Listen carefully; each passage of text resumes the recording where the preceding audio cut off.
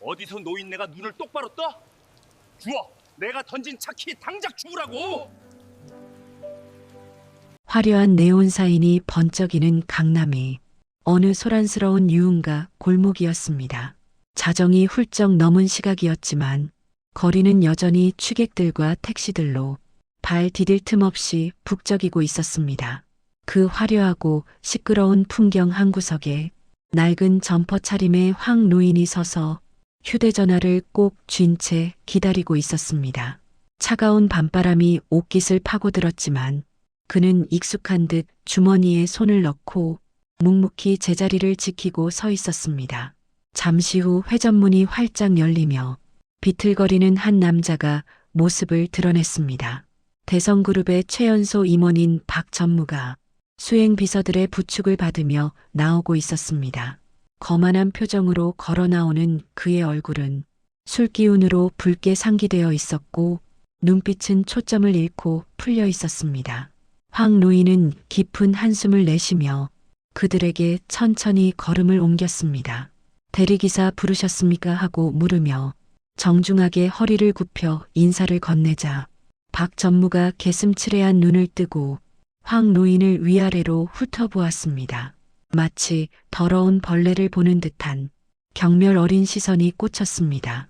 뭐야 이 냄새나는 늙은이는 젊은 기사 좀 부르라니까. 다 죽어가는 노인네를 불렀어 하고 박 전무는 비서들을 향해 짜증을 내며 황 노인의 어깨를 거칠게 밀쳤습니다.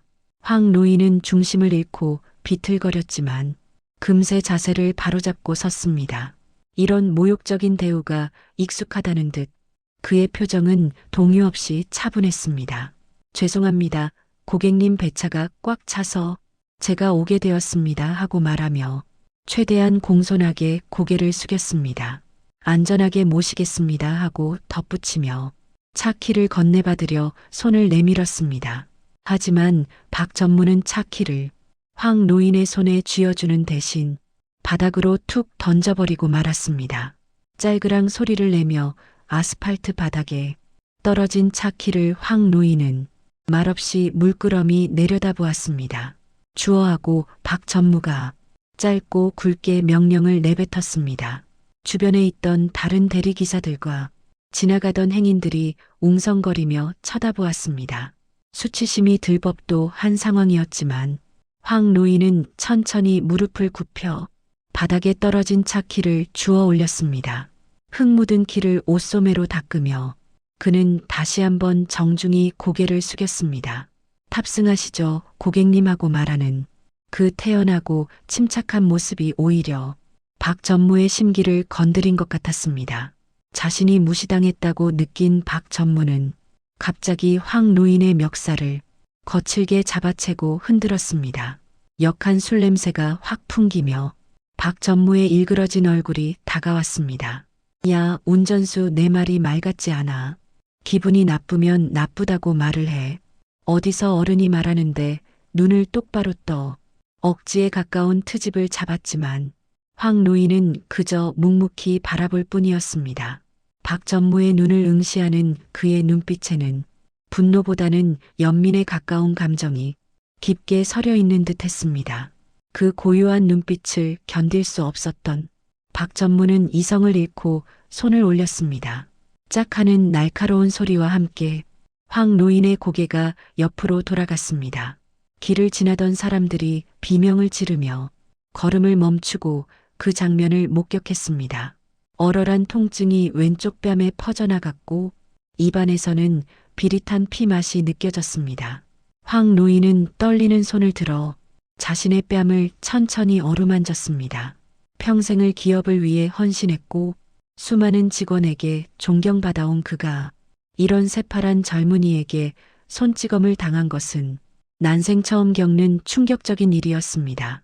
이거면 됐어. 치료비나 해하고 박 전무는 지갑에서 수표를 꺼내 황 노인의 얼굴을 향해 집어던졌습니다.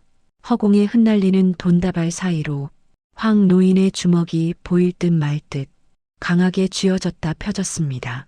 한바탕 소란을 피우던 박 전무는 비서들에 의해 억지로 차에 태워졌습니다.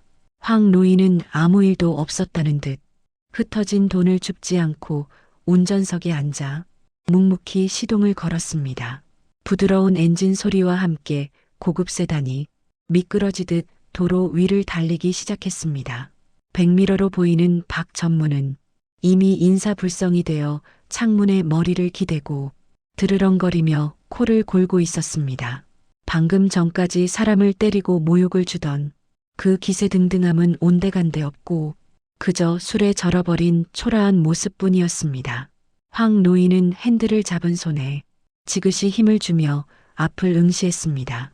도로에 가로등 불빛을 바라보며 대성그룹 창업주와 함께 맨손으로 회사를 일구던 시절을 떠올렸습니다.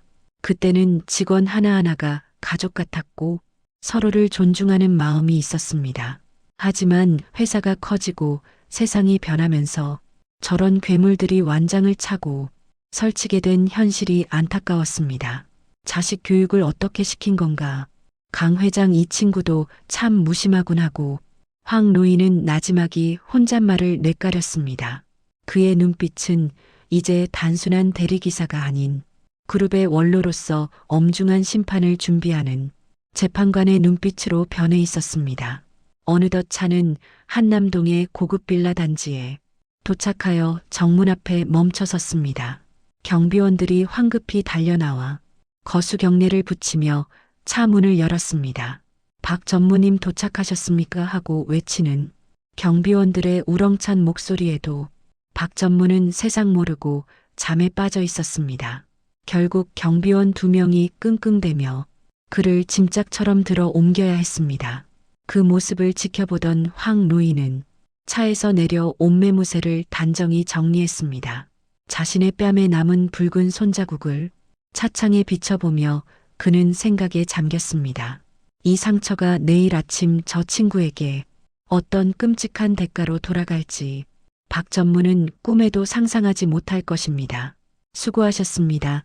기사님, 여기 대리비입니다 하고 경비반장이 건네는 봉투를 보며 황 노인은 정중하게 손을 저었습니다. 돈은 됐습니다. 이미 충분히 받았습니다 하고 그가 말한 충분히 받았다는 의미를 경비반장은 이해하지 못한 표정이었습니다. 황 노인은 의미심장한 미소를 남기고 천천히 어둠 속으로 걸어 사라졌습니다. 내일 아침 9시 회장실에서 보자고 그의 입가에 서늘한 미소가 번지며 폭풍 전야의 밤은 깊어가고 있었습니다. 이른 아침에 햇살이 창가를 비추고 새들이 지저귀는 평화로운 시간이었습니다. 간밤의 소란이 무색할 만큼 고요한 집에서 황 노인은 일찍 잠에서 깨어났습니다. 어제 입었던 낡은 점퍼를 벗어두고 옷장에 걸린 고급 양복을 꺼내 입었으며 거울 앞에 서서 넥타이를 매만졌습니다. 희끗희끗한 백발을 단정하게 빗어넘기고 뿔테 안경을 쓴 그의 모습에서는 더 이상 초라한 대리기사의 흔적을 찾아볼 수 없게 변해 있었습니다. 거울 속 자신의 얼굴을 바라보던 그는 왼쪽 뺨에 남은 붉은 멍 자국을 손가락으로 가만히 눌러보았습니다. 욱신거리는 통증이 아직 남아 있었지만 그의 표정은 그 어느 때보다 차분했고 오히려 결연한 의지가 엿보였습니다. 오늘은 아주 중요한 날이 될 것이고 누군가에게는 평생 잊지 못할 교훈을 주는 날이 될 것이었습니다. 현관에 놓인 구두를 신으며 황 노인은 나지막이 심호흡을 했습니다. 이제 가서 마무리를 지어야겠군. 그는 굳게 닫힌 입술로 현관문을 나섰고 대기하고 있던 검은색 세단에 몸을 실었습니다. 운전석의 기사가 정중하게 문을 닫아주며 차는 부드럽게 대성그룹 본사를 향해 미끄러지듯 출발하기 시작했습니다. 대성그룹 본사 로비는 출근하는 직원들로 북적이며 활기가 넘치고 있었습니다. 하지만 황 노인이 탄 차량은 일반 출입구가 아닌 지하 3층에 위치한 임원 전용 비밀 통로로 들어갔습니다. 엘리베이터가 최상층인 회장실에 도착하자 문이 열리고 비서실장이 대기하고 있다가 90도로 허리를 굽혀 인사를 올렸습니다. 오셨습니까? 고문님 기다리고 계십니다. 비서실장의 안내를 받으며 안으로 들어서자 소파에 앉아있던 강 회장이 벌떡 일어나 황 노인에게 다가와 고개를 숙였습니다. 어서 오십시오 형님, 얼굴이 왜 그러십니까? 강 회장은 황 노인의 뺨에 난 상처를 보고 소스라치게 놀라며 표정이 굳어졌습니다. 누가 감히 형님 옥체에 손을 댔단 말입니까? 분노로 떨리는 강 회장의 목소리에도 황 노인은 그저 사람 좋은 미소를 지으며 손을 들어 그를 진정시켰습니다. 별일 아닐세, 신경 쓸 것 없어. 다만 오늘 자네에게 보여줄 것이 있어. 내가 아침부터 이렇게 찾아온 걸세. 황 노인은 소파에 깊숙이 몸을 기대며 탁자 위에 놓인 차를 한 모금 마셨습니다. 오늘 아침 9시에 누가 오기로 했지? 그의 질문에 강 회장은 의아한 표정으로 일정표를 확인하며 고개를 끄덕였습니다. 네, 이번에 승진 예정인 박 전무가 인사차 들르기로 되어 있습니다만. 강 회장의 대답을 들은 황 노인의 눈빛이 매섭게 빛나며 찻잔을 내려놓았습니다. 같은 시각 박 전무는 지끈거리는 두통과 함께 자신의 침대에서 힘겹게 눈을 떴습니다. 입안이 바짝 마르고 속이 울렁거려 침대에서 일어나 앉는 것조차 힘들었습니다. 어제 내가 어떻게 들어왔더라. 기억을 더듬어 보려 애를 썼지만 술집에서 나온 이후의 기억은 필름이 끊긴 듯 까맣게 지워져 있었습니다. 바닥에 아무렇게나 벗어둔 옷가지를 주섬주섬 챙겨 입으려던 그는 바지 주머니에서 꼬깃꼬깃한 영수증과 동전 몇 개가 떨어지는 것을 보았습니다. 이게 다 뭐야, 짜증나게. 박 전무는 신경질적으로 옷을 걷어차며 욕실로 들어가 찬물을 틀었습니다. 거울 속에 비친 자신의 얼굴은 푸석했고 눈은 충혈되어 엉망인 상태였습니다. 하지만 오늘은 회장님과의 독대가 있는 일생일대의 중요한 날이었습니다. 이런 상태로 갈 수는 없다고 생각하며 그는 억지로 정신을 차리고 면도를 했습니다. 전무 승진이 확정되는 자리일 거야. 이번 기회에 확실하게 눈도장을 찍어야지. 그는 헛된 희망에 부풀어 콧노래를 흥얼거렸고 지난밤 자신이 저지른 끔찍한 실수는 까맣게 잊은 채 넥타이를 졸라 맸습니다. 화려한 명품 시계를 손목에 차며 그는 거울을 보고 자신만만한 표정을 지었습니다. 오늘부터 내 인생은 탄탄대로다. 그 착각이 얼마나 큰 비극을 불러올지 그는 전혀 짐작조차 하지 못하고 있었습니다. 오전 8시 30분 박 전무가 사무실에 나타나자 직원들은 숨을 죽이고 눈치를 살폈습니다. 그는 들어오자마자 결제 서류를 집어던지며 직원들에게 고함을 치기 시작했습니다. 이따위로 기획서를 써서 밥이 넘어가나. 다시 해와, 당장 다시 해오란 말이야. 숙취로 인한 짜증을 직원들에게 풀며 그는 사무실 분위기를 얼어붙게 만들었습니다. 비서가 가져온 꿀물을 한 모금 마시더니 뜨겁다며 컵을 바닥에 내동댕이 쳤습니다. 일을 이따위로 하면서 월급을 받아. 내가 오늘 임원 승진하면 너희들부터 싹 다 갈아치울 줄 알아, 알겠어. 박 전무의 폭언에 여직원은 고개를 숙인 채 어깨를 들썩이며 눈물을 훔쳤습니다. 하지만 박 전무는 아랑곳하지 않고 자신의 옷매무새를 다듬으며 거드름을 피웠습니다. 회장님, 만나뵐 시간이 다 됐군. 너희 같은 무능한 것들과는 차원이 다른 이 몸이 가실 테니 청소나 똑바로 해. 그는 경멸 어린 시선으로 직원들을 훑어보고 당당하게 사무실 문을 나섰습니다.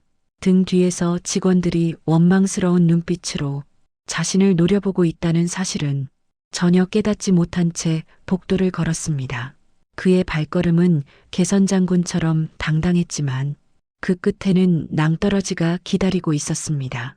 회장실이 있는 최상층으로 올라가는 엘리베이터 안에서 박 전무는 연신 심호흡을 하며 표정 관리를 했습니다. 거울을 보며 연습했던 미소를 지어보고 옷에 묻은 먼지를 털어내며 긴장을 풀었습니다. 띵하는 소리와 함께 문이 열리자 그는 자신감 넘치는 발걸음으로 내렸습니다. 비서실 데스크에 앉아있던 비서실장이 박 전무를 보며 싸늘한 표정으로 일어났습니다. 오셨습니까? 전무님, 회장님 기다리십니다. 평소와 달리 냉랭한 비서실장의 태도에 박 전무는 잠시 의아함을 느꼈지만 곧 대수롭지 않게 여기며 고개를 끄덕였습니다. 회장님, 기분은 좀 어떠신가? 오늘 내가 좋은 소식을 들을 것 같아서 말이야. 박 전무가 너스레를 떨며 묻자 비서실장은 입가에 묘한 비웃음을 띠며 짧게 한마디를 던졌습니다. 글쎄요, 들어가 보시면 알게 되실 겁니다. 아주 특별한 손님이 와 계시거든요. 손님이라니 나 말고 또 누가 있단 말인가. 박 전무는 고개를 갸웃거리며 회장실의 육중한 문 손잡이를 잡았습니다. 이 문을 여는 순간 펼쳐질 지옥을 모른 채 그는 희망에 찬 표정으로 문을 밀었습니다. 심장이 쿵쿵 뛰는 소리가 들릴 만큼 긴장과 기대가 교차하는 순간이었습니다. 끼익 하는 소리와 함께 문이 열리고 그는 밝은 미소를 지으며 고개를 숙였습니다. 안녕하십니까? 회장님, 박 전무입니다. 하지만 고개를 든 그의 눈앞에는 상상조차 할 수 없었던 충격적인 광경이 기다리고 있었습니다. 회장실의 육중한 문이 닫히며 외부와 완전히 차단된 정막이 흘렀습니다. 넓은 집무실 중앙에 놓인 소파에는 강 회장이 굳은 표정으로 앉아 있었고 그 맞은편 상석에는 낯선 노신사가 여유롭게 차를 마시고 있었습니다. 박 전무는 당황한 기색을 감추며 강 회장에게 90도로 허리를 굽혔습니다. 안녕하십니까? 회장님, 늦어서 죄송합니다. 보고 드릴 말씀이 있어서 왔습니다 하고 큰 소리로 인사를 올렸지만 돌아오는 것은 차가운 침묵뿐이었습니다. 강 회장은 박 전무를 쳐다보지도 않고 찻잔을 만지작거리는 노신사에게만 신경을 쓰고 있는 눈치였습니다. 박 전무는 곁눈질로 노신사를 훔쳐보며 도대체 저 늙은이는 누구길래 회장님이 저렇게 깍듯하게 대하나 하고 속으로 의문을 품기 시작했습니다. 고급 양복을 입고 있기는 했지만 어딘가 낯이 익은 얼굴 윤곽과 특유의 백발이 자꾸만 신경 쓰였습니다. 어제 술에 취해 필름이 끊긴 기억 속에서 희미한 잔상들이 스쳐 지나갔지만 설마 하는 생각에 애써 고개를 저었습니다. 저런 귀티나는 분이 내 기억에 있을 리 없어. 분명 회장님의 친척 어르신일 거야 하고 스스로를 안심시키며 마른 침을 삼켰습니다. 하지만 등줄기를 타고 흐르는 식은땀은 불길한 예감을 멈출 수 없었습니다. 자네 거기 서서 뭐하고 있나? 어서 와서 인사드리지 않고 뭐해? 강 회장의 불호령이 떨어지자 박 전무는 화들짝 놀라며 다가갔습니다. 처음 뵙겠습니다. 박 전무라고 합니다. 잘 부탁드립니다. 어르신하고 말하며 최대한 공손한 표정을 지어 보였습니다. 하지만 고개를 들어 노신사와 눈이 마주친 순간 박 전무의 심장이 덜컥 내려앉았습니다. 안경 너머로 보이는 저 서늘한 눈빛, 어젯밤 가로등 불빛 아래에서 자신을 보던 그 대리기사의 눈빛과 너무나 똑같았습니다. 박 전무의 동공이 지진이라도 난 듯 심하게 흔들리기 시작했습니다. 설마 아니야, 그럴 리가 없어. 그 더러운 대리기사가 여기 있을 리가. 박 전무는 혼란스러운 머릿속을 정리하려 눈을 질끈 감았다가 다시 떴습니다. 하지만 눈앞의 노신사는 환영이 아니었습니다. 왼쪽 뺨에 희미하게 남아있는 붉은 자국, 자신이 어제 손찌검을 했던 바로 그 흔적이 선명하게 박 전무의 시야에 들어왔습니다. 숨이 턱 막히고 다리에 힘이 풀려 그 자리에 주저앉을 뻔했습니다. 어르신이 여기를 어떻게... 박 전무는 입술이 파르르 떨려와 말을 제대로 잇지 못하고 더듬거렸습니다. 머릿속이 하얗게 변하고 귀에서 윙하는 이명이 들려오기 시작했습니다. 이 상황이 꿈이기를 간절히 바랐지만 현실은 그보다 더 잔혹하게 다가왔습니다. 박 전무 왜 그러나 어디 아픈가. 안색이 사색이 되어서는 꼴이 말이 아니군. 강 회장이 짐짓 모르는 척 물으며 박 전무를 싸늘하게 몰아세웠습니다. 아닙니다. 회장님, 그게 아니라 저분이 왜 여기에 계신지 몰라서. 박 전무가 횡설수설하며 변명을 늘어놓자 황 노인이 찻잔을 내려놓으며 입을 열었습니다. 외긴 자네가 오라고 해서 왔지. 오늘 아침 9시 회장실에서 보자고 하지 않았나? 그 낮고 중후한 목소리를 듣는 순간 박전무의 뇌리에 지난밤의 기억이 번개처럼 선명하게 되살아났습니다. 돈을 뿌리고 멱살을 잡고 뺨을 때리던 자신의 추악한 모습들이 파노라마처럼 펼쳐졌습니다. 내가 무슨 짓을 저지른 건가? 저분이 그냥 노인이 아니었단 말인가? 박전무의 얼굴은 공포로 인해 흑빛으로 변해가고 있었습니다. 손발이 얼음장처럼 차가워지고 호흡이 가빠져 숨을 쉬기 힘들었습니다. 대한민국 재계 서열 1위인 대성그룹 회장실, 그 가장 높은 상석에 앉아 있는 사람이 자신이 어제게 돼지 취급했던 대리기사라는 사실을 받아들일 수 없었습니다. 이건 함정이야. 나를 죽이려는 음모야. 박전무는 공포에 질려 뒷걸음질 쳤지만 이미 퇴로가 막힌 도간에 든 쥐였습니다. 자네는 사람을 겉모습만 보고 판단하나? 옷이 낡으면 사람도 낡은 줄 아는가 보군. 황 노인이 혀를 차며 질책하자 박전무는 무릎을 꿇고 애원하고 싶었습니다. 하지만 강 회장이 보고 있다는 사실에 마지막 자존심을 붙잡고 버티고 있었습니다. 오해입니다. 어르신, 정말 오해입니다. 제가 어제 술이 너무 과해서 실수를. 박전무가 비굴한 웃음을 지으며 상황을 모면하려 애를 썼습니다. 사람을 잘못 보신 것 같습니다. 저는 그런 적이 없습니다. 정말입니다. 급기야 기억이 나지 않는 척 오리발을 내밀며 자신의 죄를 덮으려 발버둥 쳤습니다. 그 뻔뻔한 모습을 지켜보던 강 회장이 기가 차다는 듯 헛웃음을 터뜨렸습니다. 박전무 자네 지금 누구 앞에서 거짓말인가? 이분이 누군지 알고나 떠드는 건가? 강 회장의 목소리에 살기가 서려 있어 사무실의 공기가 무겁게 가라앉았습니다. 이분은 내 스승님이자 우리 그룹이 산 역사이신 황정문 명예 고문님이시네. 강 회장의 소개가 끝나는 순간 박전무의 머릿속에서 쾅 하는 소리와 함께 무언가가 무너져 내리는 것 같았습니다. 전설 속의 인물로만 듣던 황정문 고문, 창업주와 함께 회사를 세운 개국공신, 그 어마어마한 분이 바로 저 노인이라니. 박전무는 너무나 큰 충격에 입을 다물지 못하고 멍하니 서 있었습니다. 제가 감히 누구를. 박전무의 입에서 신음 같은 탄식이 흘러나왔습니다. 자신의 인생이 송두리째 끝장났다는 것을 직감적으로 깨닫는 순간이었습니다. 다리가 후들거려 더 이상 서 있을 수 없어 그는 바닥에 풀썩 주저앉고 말았습니다. 황 노인은 그런 박전무를 내려다보며 천천히 자리에서 일어나 다가왔습니다.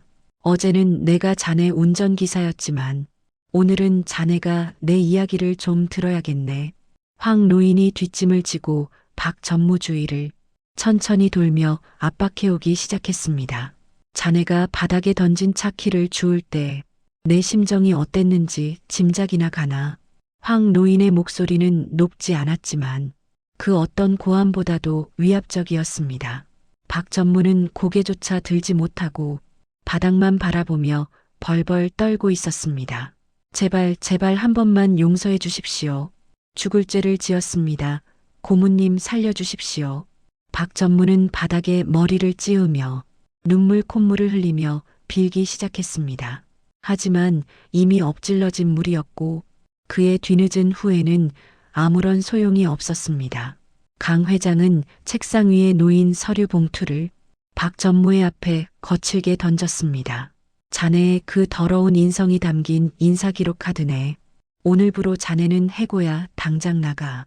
강 회장의 해고 통보가 비수처럼 날아와 박전무의 가슴에 꽂혔습니다. 해고라는 충격적인 통보를 듣는 순간 박전무의 눈앞이 핑 돌더니 세상이 빙글빙글 돌기 시작했습니다. 다리에 힘이 풀려 주저앉은 상태에서 가슴을 쥐어짜는 듯한 통증이 밀려왔고 숨을 쉴 때마다 컥컥거리는 소리가 났습니다. 어제 마신 술이 다시 올라오는 듯 속이 뒤집히고 머리가 깨질 듯 아팠지만 정신적 충격이 육체적 고통을 압도했습니다. 내가 해고라니. 대성그룹의 임원인 내가 이깟 일로 하루아침에 잘린다는 게 도저히 믿기지 않는 현실이었습니다. 회장님 잘못했습니다. 한 번만 봐주십시오. 다시는 술을 입에 대지 않겠습니다 하고 바짓가랑이라도 잡고 늘어지고 싶었지만 몸이 말을 듣지 않고 마비된 듯 굳어버렸습니다. 식은땀이 비오듯 쏟아져 셔츠를 적셨고 안색은 백지장처럼 하얗게 질려 있었습니다. 황 노인과 강 회장의 서늘한 시선이 자신의 심장을 꿰뚫는 것 같은 압박감에 박 전무는 결국 정신을 놓아버리고 말았습니다. 박 전무 왜 이래? 정신 차려. 강 회장이 놀라서 소리치는 목소리가 동굴 속 메아리처럼 멀게 들려왔고 그의 시야는 서서히 암전되듯 캄캄해졌습니다. 쿵 하는 둔탁한 소리와 함께 박 전무의 몸이 차가운 대리석 바닥으로 힘없이 쓰러지며 기절하고 말았습니다. 얼마나 시간이 지났을까? 차가운 물수건이 이마에 닿는 느낌에 박 전무는 힘겹게 눈을 떴습니다. 하얀 천장이 보이고 소독약 냄새가 아닌 익숙한 방향제 향기가 코끝을 스쳤습니다. 이곳은 병원이 아닌 회장실 소파였고 자신은 여전히 그 지옥 같은 공간에 누워있다는 사실을 깨닫고 절망했습니다. 아, 꿈이 아니었구나. 모든 게 현실이구나. 박 전무는 깊은 탄식을 내뱉으며 몸을 일으키려 했지만 힘이 들어가지 않았습니다. 정신이 좀 드는가 자네답지 않게 약해 빠졌군. 소파 맞은편에서 들려오는 황 노인의 목소리에 박 전무는 소스라치게 놀라 몸을 움츠렸습니다. 황 노인은 여전히 여유로운 표정으로 찻잔을 들고 그를 내려다보고 있었습니다. 어제는 그렇게 기세등등하게 주먹을 휘두르더니 오늘은 내 얼굴도 제대로 못 쳐다보는구만. 황 노인의 뼈 있는 농담에 박 전무는 얼굴이 화끈거려 쥐구멍이라도 찾고 싶었습니다. 죄송합니다. 고모님 제가 죽을 죄를. 목이 메어 말이 제대로 나오지 않았지만 그는 본능적으로 바닥에 납작 엎드렸습니다. 살려주십시오. 제발 살려만 주십시오. 대기업 임원의 품위 따위는 이미 사라지고 살기 위해 발버둥치는 처절한 모습뿐이었습니다. 강 회장은 혐오스럽다는 눈빛으로 바닥에 엎드린 박 전무를 내려다보았습니다. 자네는 우리 그룹의 수치야 알아듣겠나? 임원이라는 자가 약자에게 폭력을 휘두르고 돈으로 사람의 인격을 모독하다니. 강 회장의 호통이 회장실을 쩌렁쩌렁 울렸습니다. 박 전무는 몸을 사시나무 떨듯 떨며 눈물 콧물을 바닥에 쏟아냈습니다. 제가 잠시 미쳤었나 봅니다, 회장님. 술에 취해서 제정신이 아니었습니다. 가족들을 봐서라도 한 번만 선처해 주십시오. 그는 가족이라는 단어까지 꺼내들며 동정심을 유발하려 애를 썼습니다. 하지만 그 말을 들은 황 노인의 표정이 오히려 더 싸늘하게 굳어버렸습니다. 가족이라 자네에게도 가족이 있겠지. 그렇다면 남의 가족 귀한 줄도 알았어야지. 황 노인은 자리에서 일어나 천천히 박 전무의 앞으로 다가왔습니다. 어제 자네가 내 뺨을 때릴 때 내 자식들이 그 모습을 봤다면 어땠겠나? 황 노인의 낮고 무거운 질문에 박 전무는 아무런 대답도 할 수 없었습니다. 그저 흐느끼는 소리만 낼 뿐 고개를 들 면목조차 없었기 때문입니다. 역지사지라는 말을 모르는 자는 리더의 자격이 없는 법일세. 황 노인의 일침은 박 전무의 가슴에 비수처럼 날아와 깊이 박혔습니다. 황 노인은 품 안에서 꼬깃꼬깃한 지폐 몇 장을 꺼내 탁자 위에 올려두었습니다. 어제 자네가 내 얼굴에 뿌렸던 돈일세. 5만 원짜리 10장 정확히 50만 원이더군. 황 노인의 말에 박 전무는 고개를 들어 탁자 위의 돈을 바라보았습니다. 어젯밤 자신의 오만함이 묻어있는 그 돈이 이제는 자신의 목을 조르는 밧줄처럼 보였습니다. 이 돈으로 자네의 무례함을 살 수 있다고 생각했나? 사람의 자존심은 돈으로 계산할 수 없는 거야. 황 노인은 돈을 박 전무의 앞으로 밀며 엄중한 목소리로 꾸짖었습니다.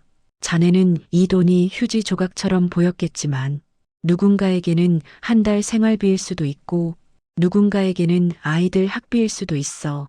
돈의 무게를 모르는 자가 회사의 돈을 만지면 결국 회사를 망치게 되는 법이야. 황 노인의 훈계는 단순한 질책이 아니라 인생의 선배로서 전하는 뼈아픈 교훈이었습니다. 박 전무는 그제야 자신의 잘못이 단순한 주사가 아니었음을 깨달았습니다. 자신이 가진 권력과 부에 취해 괴물이 되어버린 자신의 모습을 거울을 보듯 적나라하게 마주하게 된 것입니다. 잘못했습니다. 고모님 정말 잘못했습니다. 박 전무는 진심으로 참회하며 바닥에 머리를 쿵쿵 찧었습니다. 이마에서 피가 배어 나왔지만 그는 멈추지 않고 계속해서 사죄했습니다. 하지만 때늦은 후에는 결과를 바꿀 수 없었습니다. 강 회장은 인터폰을 눌러 보안팀을 호출했습니다. 보안팀장 들어와서 박 전무 끌어내 강 회장의 단호한 명령이 떨어지자 곧바로 건장한 보안 요원들이 들이닥쳤습니다. 박 전무는 그들에게 양팔이 붙들린 채 질질 끌려나가기 시작했습니다. 회장님, 고모님 한 번만 기회를 주십시오. 이대로 끝낼 수는 없습니다. 제발요. 박 전무는 짐승처럼 울부짖으며 문틀을 잡고 버티려 안간힘을 썼습니다. 하지만 보안 요원들의 힘을 당해낼 수 없었고 그의 손가락은 문틀에서 하나둘씩 떨어져 나갔습니다. 어제 자네가 내 차에서 내릴 때 경비원들이 자네를 짐짝처럼 옮겼었지. 황 노인은 끌려가는 박 전무를 보며 마지막으로 한마디를 던졌습니다. 오늘 자네 모습이 딱 그 꼴이구먼. 뿌린 대로 거둔다는 말을 명심하게. 황 노인의 말이 닫히는 문 너머로 들려왔고 박 전무는 절규와 함께 복도로 내동댕이 쳐졌습니다. 직원들이 모두 지켜보는 가운데 대성그룹 최연소 임원의 신화는 그렇게 처참하게 무너져 내렸습니다. 회장실에는 다시 무거운 정적이 흘렀고 황 노인은 씁쓸한 표정으로 창밖을 바라보았습니다. 사람 하나 만드는 게 기업 하나 만드는 것보다 어렵구먼. 그의 탄식 섞인 혼잣말이 허공에 흩어지며 씁쓸함을 더했습니다. 보안 요원들의 거친 손길에 이끌려 박 전무는 마치 도살장에 끌려가는 짐승처럼 로비로 내동댕이 쳐졌습니다. 점심시간을 앞두고 오고 가던 수많은 직원들의 시선이 일제히 그에게 쏠렸고 웅성거리는 소리가 파도처럼 퍼져나갔습니다. 평소라면 고개를 조아리고 길을 비켰을 직원들이었지만 지금은 달랐습니다. 바닥에 널브러진 박 전무를 바라보는 그들의 눈빛에는 경멸과 조소가 담겨 있었고 마치 구경거리를 보듯 수군대고 있었습니다. 이거 나 이 자식들이 미쳤어. 내가 누군 줄 알고 이따위 대접이야. 박 전무는 보안 요원의 손을 뿌리치며 악에 바친 고함을 꽥꽥 질러댔습니다. 하지만 돌아오는 것은 보안 팀장의 싸늘하고 단호한 통보뿐이었습니다. 외부인은 출입 금지입니다. 나가주시죠. 더 이상 소란 피우시면 경찰 부르겠습니다. 외부인이라는 그 한마디가 박 전무의 가슴을 후벼 팠습니다. 방금 전까지 이 건물의 주인이었던 자신이 순식간에 잡상인 취급을 받게 된 현실이 도저히 믿기지 않아 몸을 떨었습니다. 내 발로 나갈 거야. 건드리지 마. 두고 봐라. 내가 가만히 있을 줄 아느냐. 그는 헝클어진 옷매무새를 추스르며 도끼 어린 눈으로 로비를 노려보았습니다. 하지만 직원들은 이미 등을 돌리고 자신들의 할 일을 찾아 흩어지고 있었고 그는 철저하게 혼자가 되어 있었습니다. 회전문 밖으로 쫓겨난 박 전무는 망연자실한 표정으로 하늘을 올려다보았습니다. 눈부신 햇살이 쏟아지는 빌딩 숲 사이로 자신이 평생을 바쳐 올라가려 했던 대성그룹의 로고가 야속하게 빛나고 있었습니다. 주머니를 뒤져 떨리는 손으로 담배를 꺼내 물었지만 라이터가 없었고 지나가는 사람에게 빌리려 했지만 모두가 그를 피해서 돌아갈 뿐이었습니다. 빌어먹을 세상이 다 미쳐 돌아가는군. 내가 누군데 감히 나를 무시해. 그는 바닥에 담배를 집어던지고 휴대전화를 꺼내 어디론가 전화를 걸었습니다. 평소 형님 동생하며 지내던 경쟁사 임원에게 전화를 걸어 하소연이라도 하고 도움을 청할 생각이었습니다. 하지만 신호음만 길게 이어질 뿐 상대방은 전화를 받지 않았습니다. 몇 번의 시도 끝에 겨우 연결이 되었지만 들려오는 목소리는 차갑기 그지없었습니다. 박 전무 소식 들었네. 자네 해고됐다며. 지금 우리 회사 이미지 관리 중이라 당분간 연락 자제해줬으면 좋겠네. 뚝 하는 소리와 함께 전화가 끊어지고 박 전무는 허탈한 표정으로 전화기를 귀에서 떼어내야 했습니다. 권력이라는 달콤한 꿀이 사라지자마자 벌떼처럼 모여들던 사람들이 썰물처럼 빠져나가는 것을 목격했습니다. 그는 길거리 한복판에 우두커니 서서 세상으로부터 버림받은 고립감을 뼛속 깊이 사무치게 느끼고 있었습니다. 박 전무가 끌려나간 회장실에는 폭풍이 지나간 뒤에 고요함이 찾아왔습니다. 황 노인은 자리에서 일어나 창가로 다가가 밖을 내려다보았습니다. 개미처럼 작아진 박 전무가 건물 밖을 서성이는 모습이 눈에 들어왔고 그 씁쓸한 풍경에 혀를 찼습니다. 그때 비서실 문이 조심스럽게 열리고 아까 박 전무에게 꿀물을 가져왔다가 폭언을 들었던 여비서가 들어왔습니다. 깨진 찻잔 조각을 치우러 들어온 그녀의 눈은 아직도 울었는지 퉁퉁 부어 있었습니다. 아가, 그건 나중에 치워도 된다. 이리 와서 잠깐 앉아보거라. 황 노인의 부드러운 목소리에 여비서는 화들짝 놀라며 고개를 저었습니다. 아닙니다. 어르신, 제가 할 일인데요.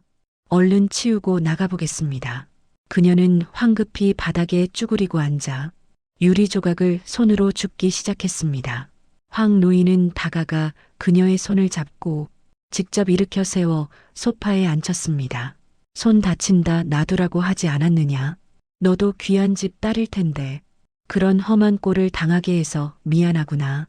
황 노인의 따뜻한 위로에 참았던 눈물이 다시 터진 여비서는 어깨를 들썩이며 흐느끼기 시작했습니다. 괜찮습니다. 어르신, 저는 정말 괜찮습니다. 늘 겪는 일이라 익숙합니다. 그녀의 말 속에 담긴 직장인의 비애가 황 노인의 마음을 더욱 아프게 했습니다. 황 노인은 품에서 깨끗한 손수건을 꺼내 그녀의 손에 쥐어주며 미소 지었습니다. 자네 이름이 김대리라고 했던가. 일도 잘하고 마음씨도 곱다고 들었네. 황 노인은 강 회장에게 눈짓을 보내며 그녀에 대한 칭찬을 아끼지 않았습니다. 강 회장은 고개를 끄덕이며 지갑에서 법인카드를 꺼내 건넸습니다. 오늘 김대리 많이 놀랐을 텐데 팀원들 데리고 가서 맛있는 거 사 먹게. 그리고 오늘 오후는 특별 휴가일세. 회장님의 파격적인 지시에 김대리는 눈을 동그랗게 뜨고 믿기지 않는다는 표정을 지었습니다. 정말입니까? 회장님, 감사합니다. 열심히 하겠습니다. 정말 감사합니다. 그녀가 연신 허리를 굽히며 인사하자 황 노인은 허허 웃으며 손을 저었습니다. 열심히 하는 것도 좋지만 자신을 먼저 아끼고 사랑해야 하네. 상사라고 해서 다 옳은 건 아니야. 아닌 건 아니라고 말할 줄도 알아야지. 황 노인의 조언은 김대리뿐만 아니라 곁에 있던 강 회장에게도 깊은 울림을 주는 말이었습니다.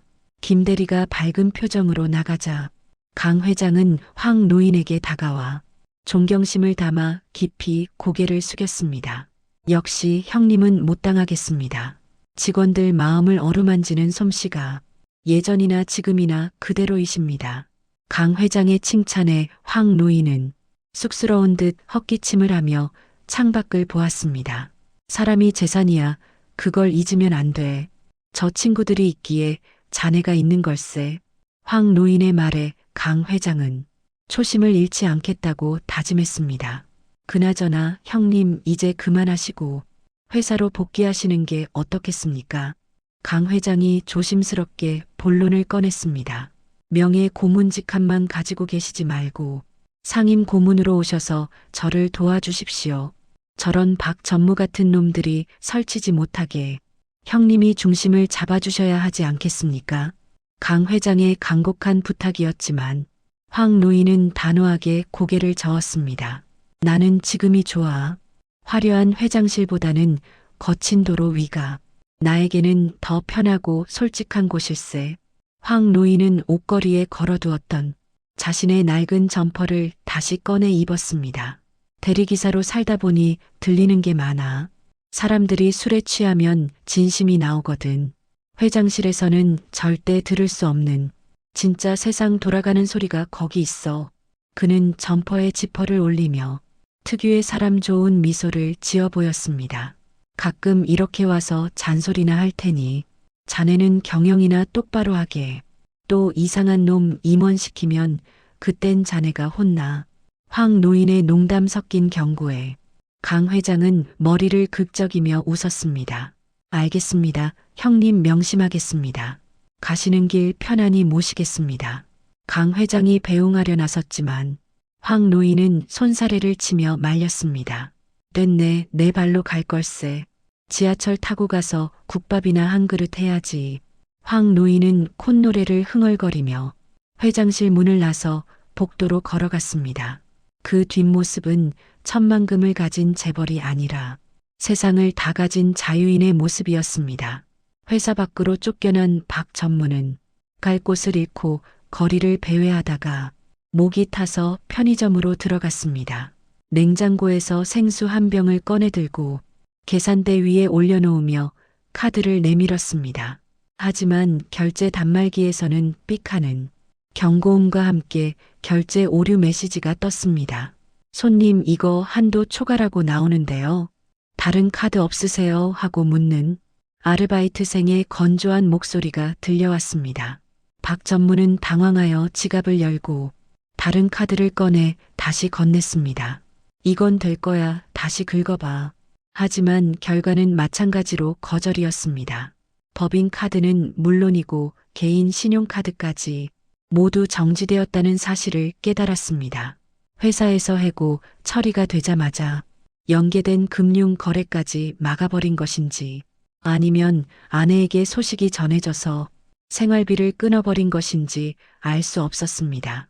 뒤에 줄 서 있던 다른 손님들이 빨리 좀 합시다 하고 짜증을 냈고 박 전무는 얼굴이 붉게 달아올라 생수병을 도로 내려놓고 도망치듯 나왔습니다. 단돈 1,000원이 없어서 물도 못 마시는 비참한 신세가 되었다는 자괴감이 그를 더 깊은 나락으로 끌고 갔습니다. 그 시각 대성그룹 사내 익명 게시판은 박 전무의 해고 소식으로 뜨거웠습니다. 평소 그의 갑질에 시달렸던 직원들이 실시간으로 목격담을 올리고 있었고 게시글마다 통쾌하다는 댓글이 줄을 이었습니다. 로비에서 보안팀한테 끌려나가는 거 봤음. 완전 개망신 당하고 쫓겨남 키읔키읔키읔. 드디어 정의 구현이 되는구나. 오늘 점심은 무조건 회식이다. 직원들은 삼삼오오 모여 커피를 마시며 웃음꽃을 피우고 있었습니다. 그동안 숨죽여 지냈던 사무실 분위기가 한결 밝아지고 활기가 돌기 시작했습니다. 김 대리는 동료들과 함께 식당에 가서 회장님이 주신 카드로 특식을 주문했습니다.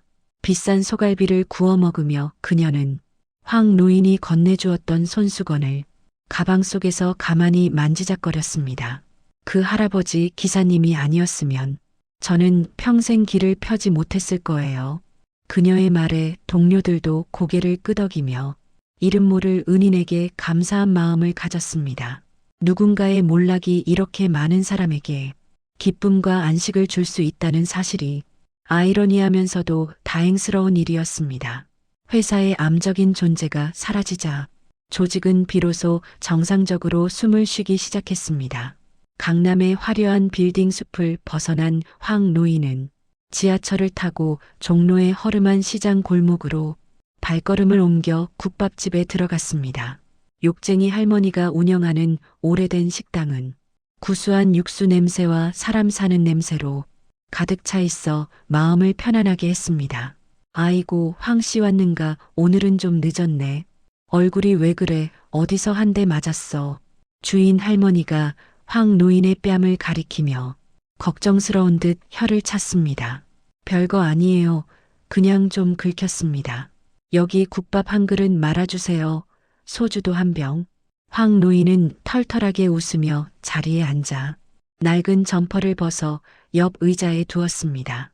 김이 모락모락 나는 뜨끈한 국밥이 나오자 그는 숟가락으로 크게 한술 떠서 입안 가득 넣고 오물거렸습니다. 뜨거운 국물이 목을 타고 넘어가며 어젯밤의 피로와 긴장을 씻어내리는 듯 했습니다. 재벌 회장의 멘토이자 그룹의 고문이지만 그에게는 이 소박한 국밥 한 그릇이 최고의 만찬이자 위로였습니다. 옆 테이블에서 막걸리를 마시던 다른 노인들이 시국 이야기를 하며 언성을 높였지만 그 소란스러움조차 정겹게 느껴졌습니다. 이게 사람 사는 맛이지. 돈 좀 있다고 유세 떨면 쓰나. 황 노인은 소주잔을 기울이며 박 전무의 일그러진 얼굴을 떠올리고는 가볍게 고개를 저어 털어버렸습니다. 거리를 배회하던 박 전무의 휴대전화가 요란하게 울리기 시작했습니다. 발신자 번호를 확인한 그의 손이 파르르 떨리며 통화 버튼을 눌렀습니다. 여보세요, 접니다. 박 전무입니다. 무슨 일로 전화를 주셨습니까? 수화기 너머로 들려오는 목소리는 대성그룹 법무팀장의 건조한 음성이었습니다. 박 전무님, 아니 박 씨. 방금 감사팀에서 긴급 감사가 결정되었습니다.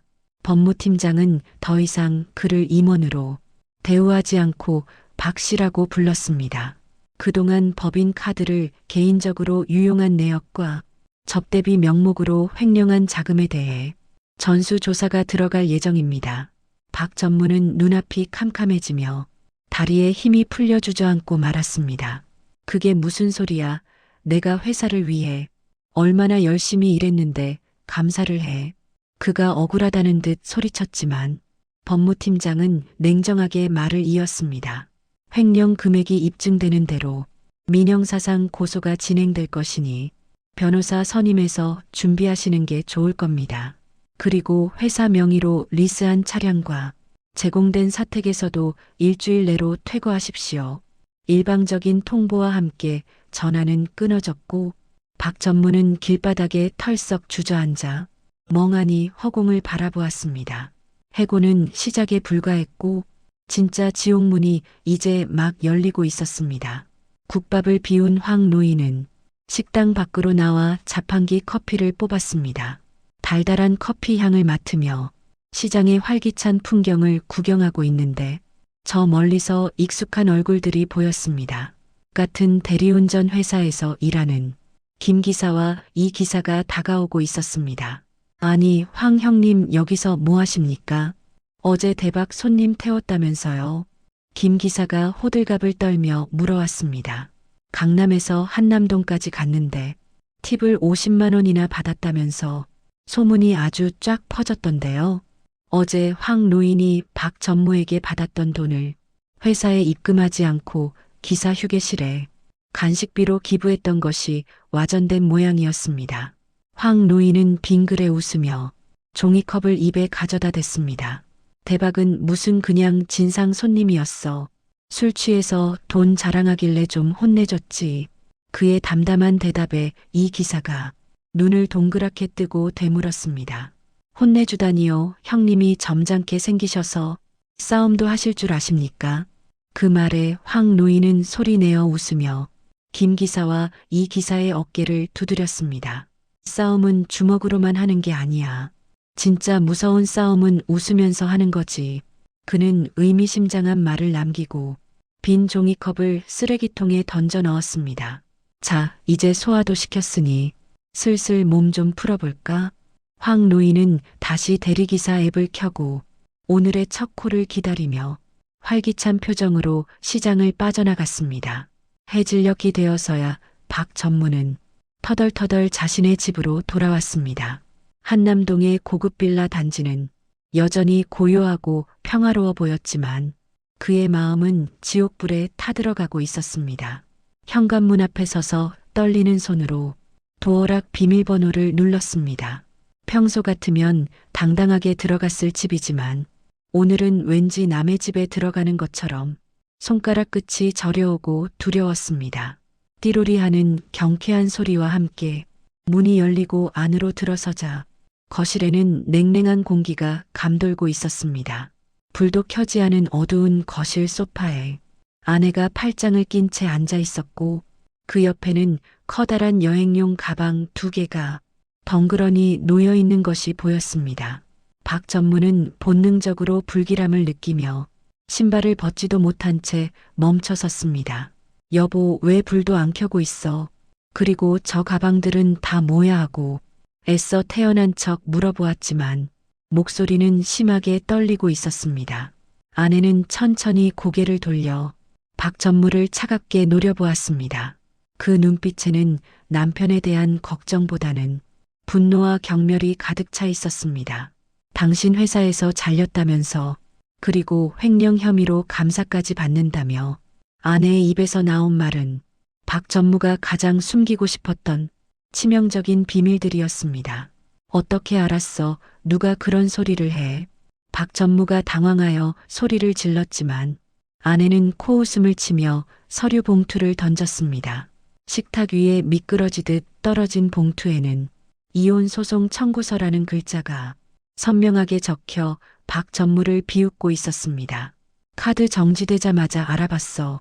당신이란 사람 믿고 살다가는 나랑 애들까지 길거리에 나앉게 생겼더군. 아내의 매몰찬 말에 박 전무는 가슴이 철렁 내려앉는 충격을 받았습니다. 내가 누구 때문에 뼈 빠지게 일했는데 당신 명품 백 사주고 애들 유학 보내느라 내가 그 고생을 한 건데 이럴 수 있어. 박 전무가 억울함을 토로하며 다가갔지만 아내는 벌레 보듯 뒤로 물러났습니다.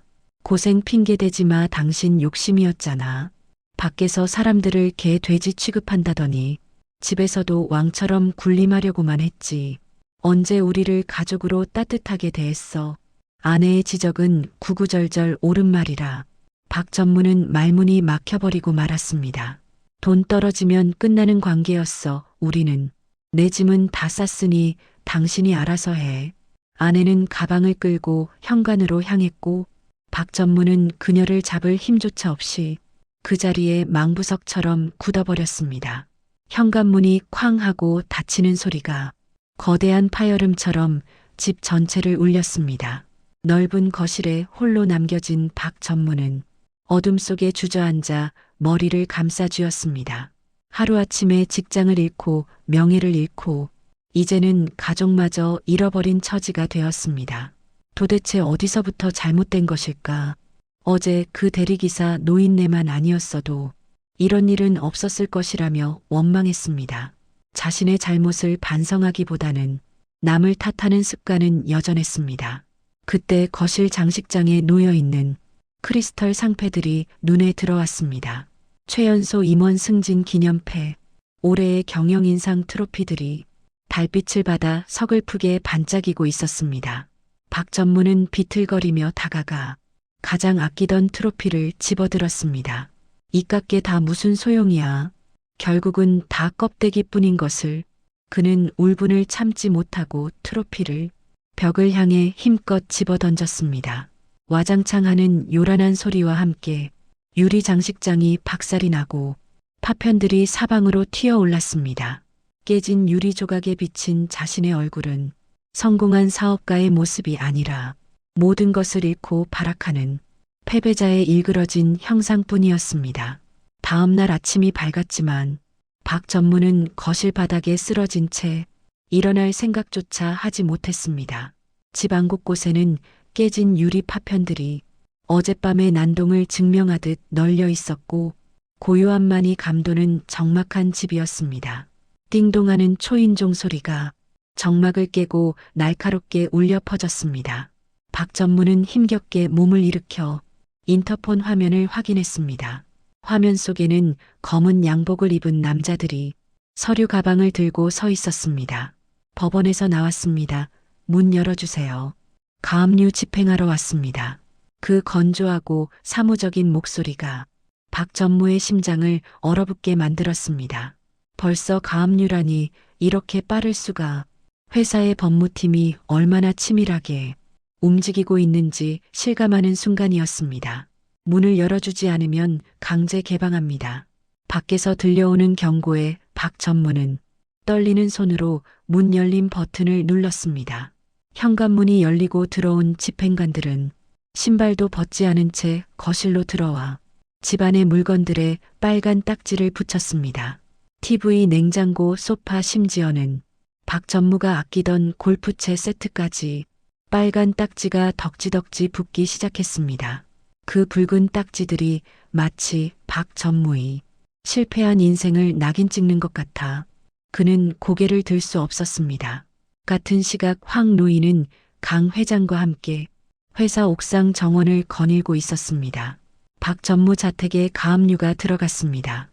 횡령 규모가 생각보다 커서 구속영장도 곧 청구될 예정입니다.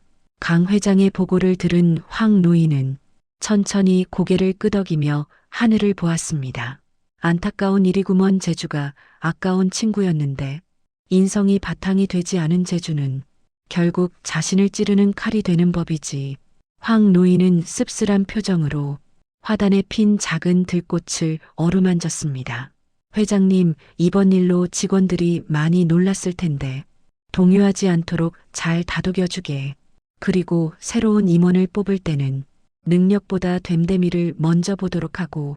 황 노인의 당부에 강 회장은 깊이 공감하며 고개를 숙였습니다. 네, 형님, 명심하겠습니다. 이번 일을 계기로 인사 시스템을 전면적으로 개편할 생각입니다. 두 사람이 대화를 나누는 사이 저 멀리 도심의 풍경이 한눈에 들어왔습니다. 수많은 빌딩과 바쁘게 움직이는 사람들, 그 치열한 삶의 현장 속에서 누군가는 오르고 누군가는 떨어집니다. 황 노인은 난간을 잡고 서서 바람에 흩날리는 백발을 쓸어 넘겼습니다. 박 전무도 이번 기회에 바닥을 치고 다시 진짜 인생을 배웠으면 좋겠네. 그게 그 친구에게 주는 마지막 기회야.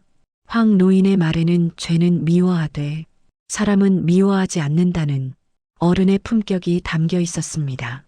모든 가재도구에 붉은 딱지가 붙고 결국 박 전무는 입고 있던 양복 차림으로 쫓겨나듯 집 밖으로 나와야 했습니다. 손에 들린 것은 낡은 가방 하나뿐이었고 그 안에는 갈아입을 속옷 몇 장과 세면도구가 들어있는 것이 전부였습니다. 철커덕 소리를 내며 현관문이 잠기고 집행관들이 떠난 자리에 홀로 남겨지자 그제야 현실이 피부로 와닿기 시작했습니다. 어제까지만 해도 내 집이라 여겼던 곳이 이제는 들어갈 수 없는 금지 구역이 되었고 자신은 갈 곳 없는 불황자가 된 것입니다. 아파트 단지를 빠져나오는 그의 등 뒤로 주민들의 수군거리는 소리가 들려왔습니다. 저 사람 그 대성그룹 임원 아니야. 뉴스에 나오더니 결국 망했나 보네. 그들의 목소리는 비수가 되어 날아왔고 박 전무는 고개를 푹 숙인 채 도망치듯 걸음을 재촉해야만 했습니다. 화려했던 인생의 정점에서 바닥으로 추락하는 것은 그리 오랜 시간이 걸리지 않았습니다. 단 하루 만에 모든 것을 잃어버린 그는 망연자실한 표정으로 거리를 걷다가 다리가 풀려 가로수 밑에 주저앉았습니다. 지나가는 개미 한 마리조차 자신을 비웃는 것 같은 처참한 기분에 그는 입술을 깨물며 울음을 삼켰습니다. 바람이 불어와 옷깃을 여미었지만 마음속에 부는 찬 바람은 막을 수 없었습니다. 정처 없이 걷다 보니 어느새 날이 저물고 뱃속에서는 꼬르륵 소리가 요란하게 울렸습니다. 주머니를 뒤져보았지만 나오는 것은 먼지와 영수증 조각들 뿐이었습니다. 편의점 앞을 서성이며 진열된 빵을 보았지만 돈이 없다는 사실에 절망하며 돌아섰습니다. 불과 며칠 전만 해도 최고급 레스토랑에서 수십만 원짜리 코스 요리를 먹으며 맛이 없다고 접시를 물리던 그였습니다. 하지만 지금은 유통기한이 지난 빵이라도 감지덕지하며 먹을 수 있을 것 같았습니다.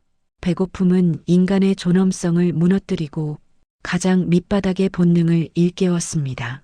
쓰레기통 옆에 누군가 먹다 버린 반쯤 남은 컵라면이 눈에 들어왔습니다. 평소라면 더럽다고 피했을 그 컵라면이 지금은 세상에서 가장 맛있는 음식처럼 보여 침이 꼴깍 넘어가는 자신이 싫었습니다. 박 전무는 떨리는 손을 뻗으려다 화들짝 놀라며 손을 거두었습니다. 내가 아무리 망했어도 이건 아니지. 죽어도 짐승처럼 살지는 않겠어. 마지막 남은 자존심을 붙잡고 일어섰지만 현기증이 밀려와 비틀거려야 했습니다. 돈 5만 원이 없어서 굶어야 하는 현실이 어젯밤 대리기사에게 돈을 뿌리던 자신의 오만함을 처절하게 비웃고 있었습니다.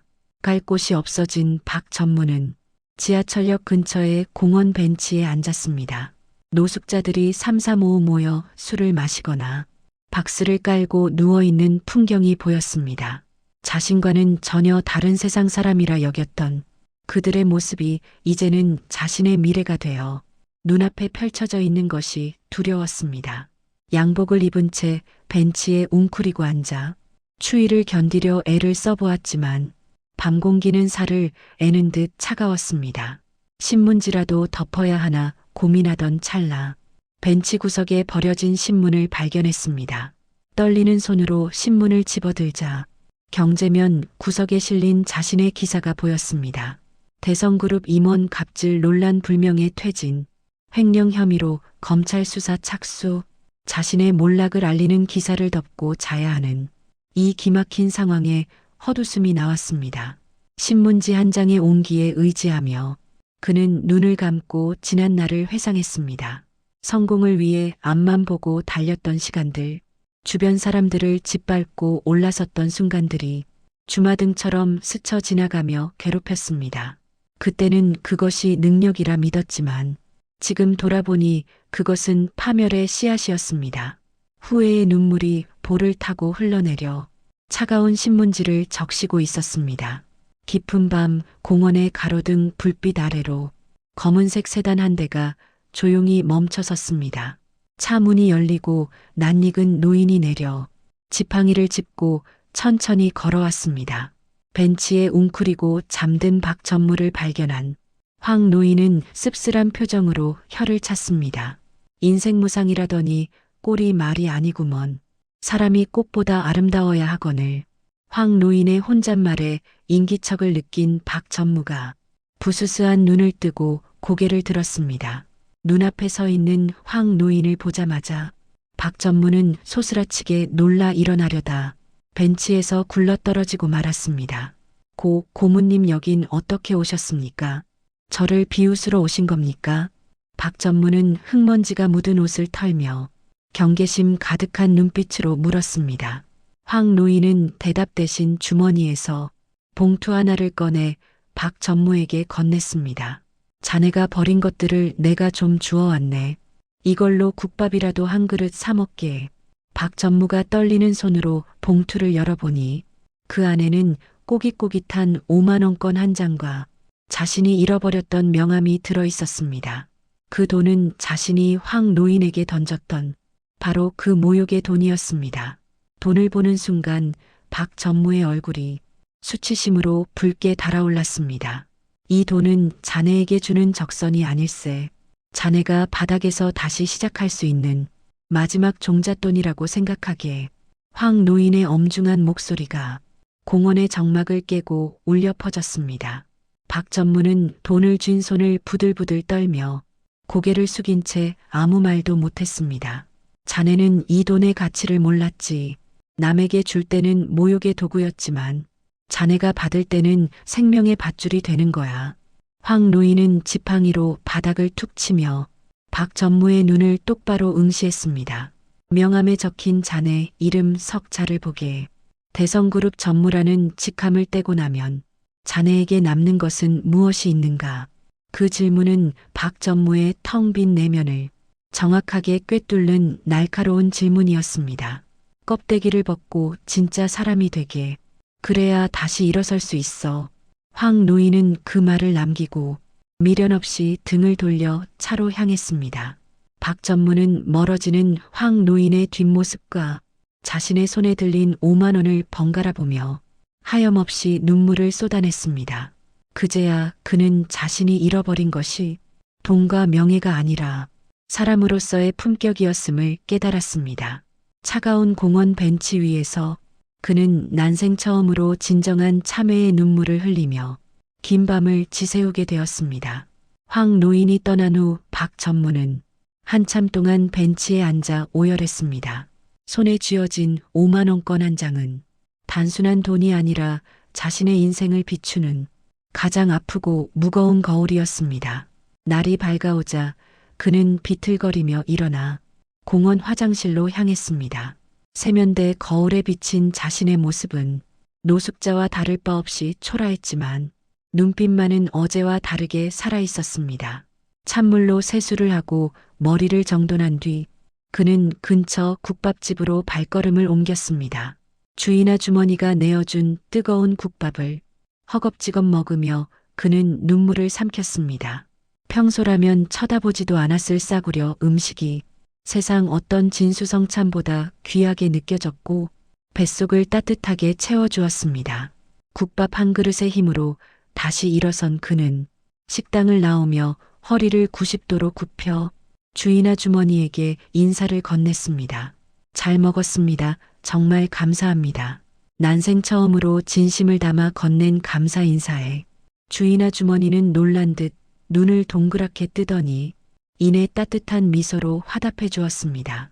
힘내요. 아저씨 살다 보면 좋은 날도 오겠지. 그 짧은 한마디가 박 전무의 얼어붙은 마음을 봄눈 녹이듯 녹여주었습니다. 사람의 따뜻한 말 한마디가 돈보다 더 큰 힘이 된다는 것을 그는 40이 넘어서야 비로소 깨달았습니다. 배를 채운 박 전무는 무작정 걷기 시작했습니다. 목적지도 없었고 갈 곳도 없었지만 가만히 앉아 있을 수만은 없었습니다. 화려한 오피스 빌딩들이 즐비한 거리를 지나며 그는 자신이 일했던 회사를 올려다보았습니다. 저 높은 곳에서 내려다보던 세상과 이 낮은 곳에서 올려다보는 세상은 너무나 다르고 생경한 풍경이었습니다. 그때 전봇대에 붙은 구인 광고 전단지가 그의 눈길을 사로잡았습니다. 인력 모집 건설 현장 잡부, 초보 가능. 평소라면 눈길조차 주지 않았을 전단지였지만 지금 그에게는 유일한 희망의 끈이었습니다. 박 전무는 망설임 없이 전단지에 적힌 번호로 전화를 걸었고 곧바로 현장으로 달려갔습니다. 안전모를 쓰고 작업복으로 갈아입은 그는 어색한 몸짓으로 벽돌을 나르기 시작했습니다. 평생 펜대만 굴리던 손에 굳은 살이 박히고 어깨가 끊어질 듯 아팠지만 그는 이를 악물고 버텨냈습니다. 땀방울이 비 오듯 쏟아져 눈을 찔렀지만 그 땀은 술에 취해 흘리던 식은 땀과는 다른 정직하고 건강한 노동의 대가였습니다. 어이 신입 힘 좀 쓰네 열심히 해봐. 작업 반장의 격려에 박 전무는 피로도 잊은 채 환하게 웃어 보였습니다. 몸은 고달팠지만 마음만은 그 어느 때보다 가볍고 상쾌했습니다. 그렇게 몇 달이 흘렀습니다. 박 전무는 어느새 건설 현장에서 성실한 일꾼으로 인정받기 시작했습니다. 횡령 혐의에 대한 조사는 그가 전 재산을 처분하여 변제하고 진심 어린 반성문을 제출한 덕분에 집행유예로 마무리될 수 있었습니다. 비록 가진 것은 모두 잃었지만 그는 빚없는 자유로운 몸이 되어 새로운 인생을 시작할 수 있었습니다. 작은 고시원에 방을 얻어 생활하며 매일 새벽 인력시장으로 출근하는 삶이었지만 그는 불평하지 않고 감사했습니다. 어느 날 퇴근길에 우연히 예전에 자신이 갑질을 했던 대리기사를 길에서 마주치게 되었습니다. 박 전무는 망설이지 않고 다가가 그 기사에게 정중하게 고개를 숙였습니다. 기사님, 저를 기억하실지 모르겠지만 예전에 제가 큰 실수를 했습니다. 정말 죄송했습니다. 용서해 주십시오. 갑작스러운 사과에 당황하던 기사는 박 전무의 진심 어린 눈빛을 보고는 이내 환하게 웃으며 손을 잡아주었습니다. 사람이 살다 보면 실수할 수도 있죠. 이렇게 뉘우치고 사시니 보기 좋습니다. 그 따뜻한 용서에 박 전무는 가슴 한구석에 남아있던 응어리가 눈 녹듯 사라지는 것을 느꼈습니다. 용서는 남을 위한 것이 아니라 자신을 위한 것이라는 사실을 깨닫는 순간이었습니다. 계절이 바뀌어 찬 바람이 불던 어느 날, 박 전무가 일하는 공사 현장에 검은색 세단 한 대가 들어왔습니다. 안전모를 쓴 채 땀을 흘리던 박 전무는 차에서 내리는 노인을 보고 하던 일을 멈추고 멍하니 바라보았습니다. 황정문 고문이 지팡이를 짚고 현장을 둘러보러 온 것이었습니다. 박 전무는 황급히 달려가 황 노인 앞에 서서 90도로 인사했습니다. 안녕하십니까? 고모님 건강하셨습니까? 작업복 차림에 흙먼지를 뒤집어 쓴 모습이었지만 그의 목소리는 당당하고 힘이 넘쳤습니다. 황 노인은 박 전무를 위아래로 훑어보더니 흐뭇한 미소를 지으며 고개를 끄덕였습니다. 자네 얼굴이 아주 좋아졌구먼. 이제야 진짜 사람 얼굴이 되었어. 황 노인의 칭찬에 박 전무는 쑥스러운 듯 뒷머리를 극적였습니다. 다 고모님 덕분입니다. 그때 주신 5만 원이 제 인생을 바꿨습니다. 평생 잊지 않고 살겠습니다. 박 전무의 말에 황 노인은 지팡이로 바닥을 톡톡 치며 웃었습니다. 그 5만 원 이제 갚을 때가 되지 않았나? 이자는 필요 없으니 원금만 갚게. 황 노인의 농담에 박 전무는 주머니에서 꼬깃꼬깃한 5만 원짜리를 꺼내 두 손으로 공손하게 건넸습니다. 여기 있습니다, 고모님. 제 피와 땀이 섞인 돈입니다. 황 노인은 그 돈을 받아들고 소중하게 지갑에 넣으며 말했습니다. 이 돈은 내가 받은 돈 중에 가장 가치 있는 돈이 될 걸세. 황 노인은 박 전무의 어깨를 두드리며 나지막한 목소리로 제안을 하나 했습니다. 우리 회사 물류센터에 일손이 부족한데 상하차 계약직으로 일해볼 생각 없는가? 몸은 고되겠지만 정직한 땀이 필요한 곳일세. 관리직도 아닌 가장 밑바닥 일자리 제안에 박 전무는 잠시 놀란 듯 눈을 크게 떴습니다. 하지만 이내 결심한 듯 고개를 끄덕였습니다.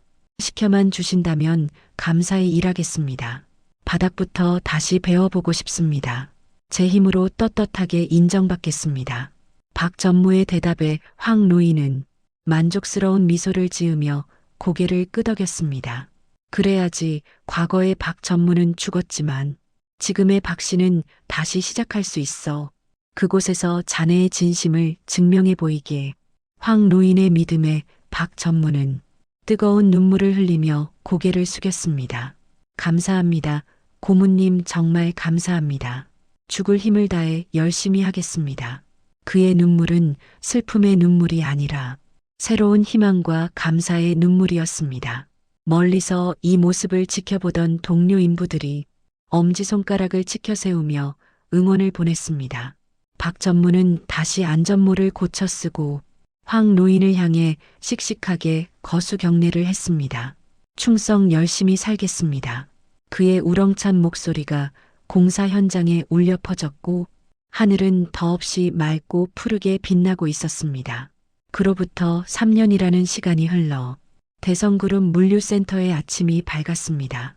지게차가 분주하게 오가는 현장 한가운데서 누구보다 바쁘게 움직이는 사람이 있었으니 바로 물류팀장으로 승진한 박 씨였습니다.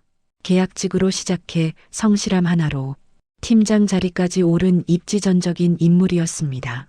과거 명품 양복에 넥타이를 메고 임원실에 앉아 호통만 치던 그는 온데간데없고 작업복에 안전화를 신은 듬직한 리더가 되어 직원들과 함께 땀 흘리고 있었습니다.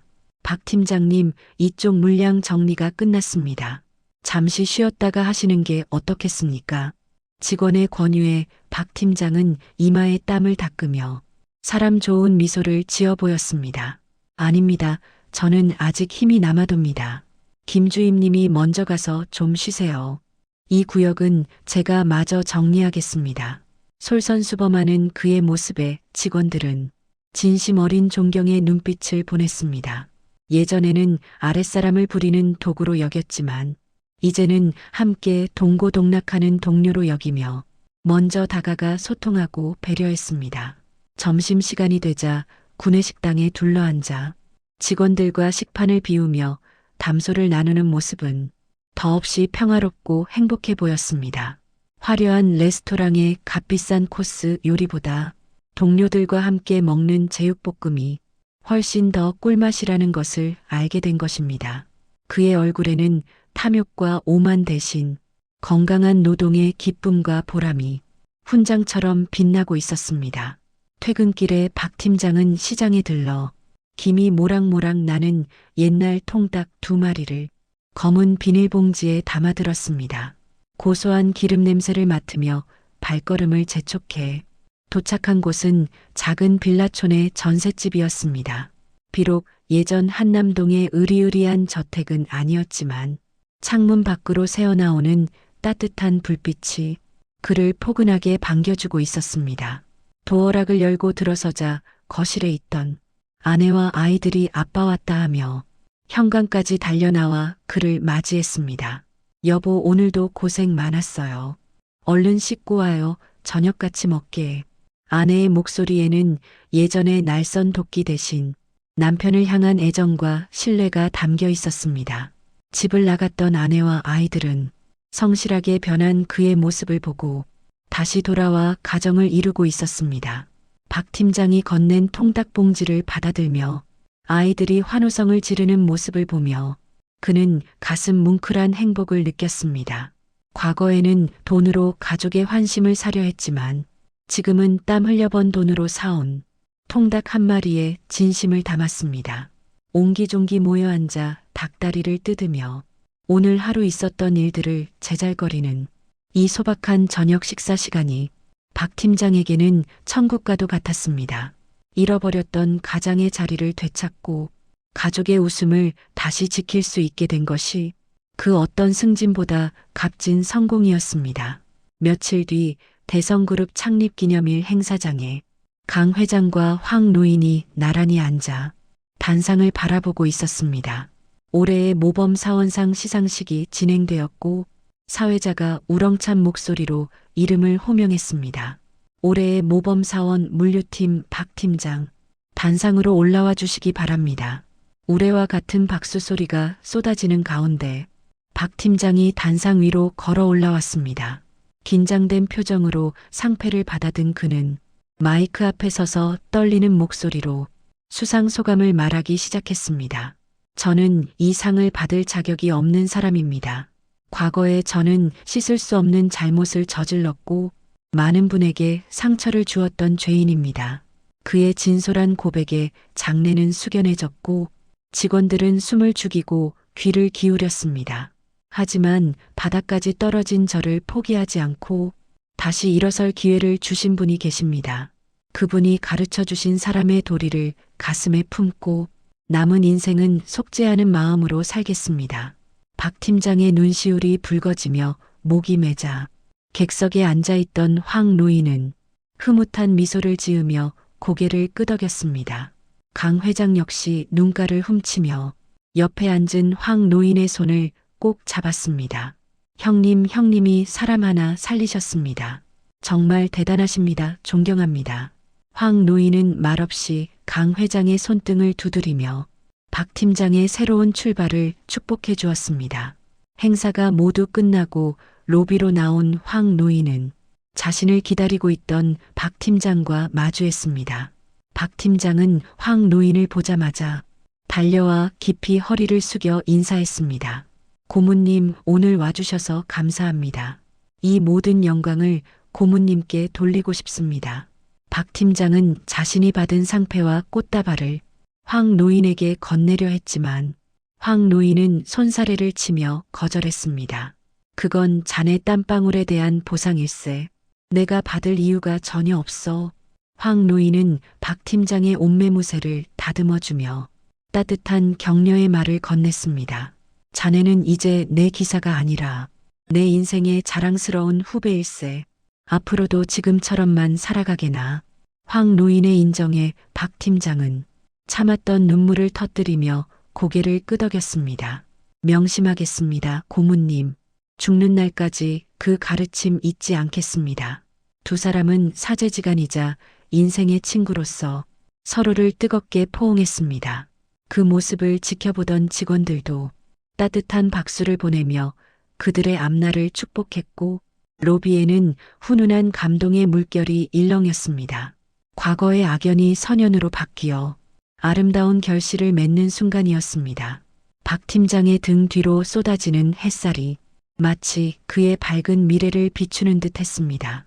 모든 일정을 마친 황 노인은 다시 익숙한 낡은 점퍼 차림으로 회사 정문을 천천히 걸어 나왔습니다. 화려한 회장실도 높은 직함도 뒤로하고 그는 다시 평범한 거리의 노인이 되었습니다. 지하철역으로 향하는 그의 발걸음은 깃털처럼 가볍고 자유로워 보였습니다. 길가에 핀 이름 모를 들꽃을 보며 미소 짓고 뛰어노는 아이들을 보며 손을 흔들어주는 그의 모습에서 진정한 어른의 품격이 느껴졌습니다. 권력은 잠시 빌리는 옷과 같지만 인품은 평생 입고 가는 피부와 같은 것임을 그는 온몸으로 보여주고 있었습니다. 세상은 여전히 시끄럽고 복잡하지만 자신의 자리에서 묵묵히 도리를 지키며 사는 수많은 사람이 있기에 아직은 살만합니다. 황 노인은 하늘을 올려다보며 크게 심호흡을 하고 혼잣말을 내까렸습니다. 오늘 저녁엔 대리운전 콜이 좀 잡히려나. 막걸리 값이라도 벌려면 부지런히 움직여야지. 그는 껄껄 웃으며 인파 속으로 섞여 들어갔고 그 뒷모습은 석양빛을 받아 황금빛으로 아름답게 물들어가고 있었습니다. 진정한 부자는 돈이 많은 사람이 아니라 사람을 얻은 사람이라는 교훈을 남기며 이야기는 그렇게 막을 내렸습니다.